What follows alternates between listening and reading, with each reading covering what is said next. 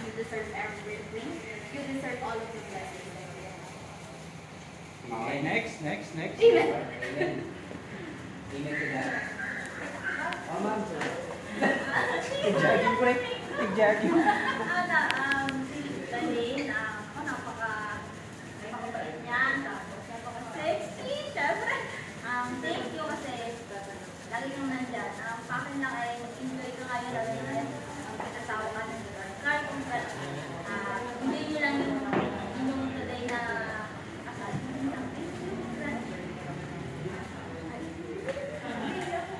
Sige ba, kapit mo.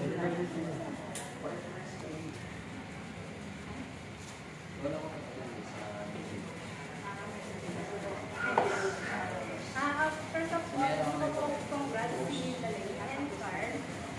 Nagpapasalamat ako na minala ko talaga si Dalene kasi binigyan niya ako ng maraming araw.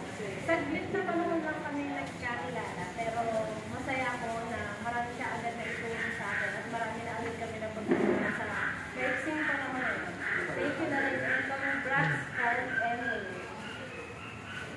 So, sa pamangkin ni Tita Dalene, nung reunion namin, doon ko lang siya, mas parang naging close kasi mas nakakausap ko siya nung nag-iinom kami doon sa mismong pool. Nag-iinom kami.